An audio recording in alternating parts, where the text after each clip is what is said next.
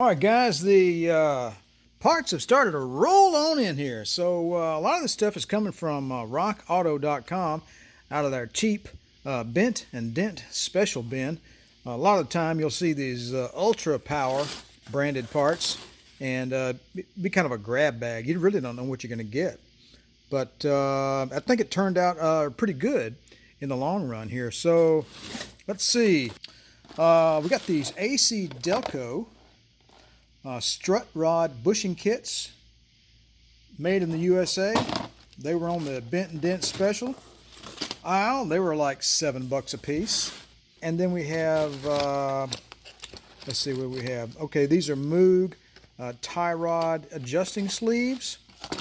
Got 2 of those. Unbelievable. And here is some new old stock Moog sway bar end links. Really inexpensive.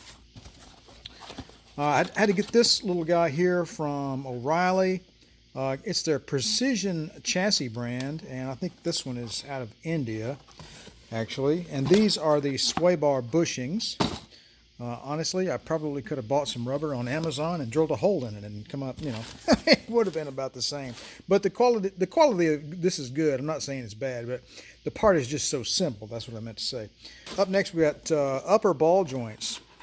So ball joints for this car are, well, you can get upper ball joints all day long. I went with Movitech on a Rock Auto because the price was really, really good. Unfortunately, they appear to be made in China, which, that's a thing that happens.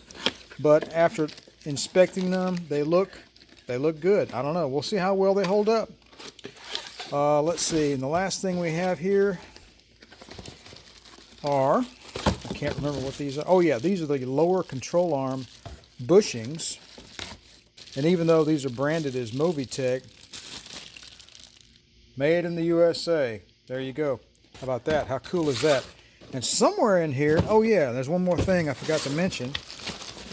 The upper control arm bushings. Another ultra power grab bag, okay? Ultra power grab bag. Okay, these are actually Moog parts, from what I gather, because the bags are labeled with, where's it at? That's the Moog part number, K5187. So these are Moog parts, but they were just leftovers, and they were just branded as Ultra Power, and I got these for like, I don't know, $5 a set, something stupid, and they were just ridiculously cheap. All right, so now try to find a lower ball joint for a 71 to 76 Cadillac anywhere. So over here, I actually have a lower ball joint by Moog for this car that I bought several years ago, and I just never got around to putting it in. It's the only one I have though, and I need another one, which I have ordered a replacement on eBay. I believe it's branded as a TRW, but it's new old stock and it's made in the USA, and it was only like $25.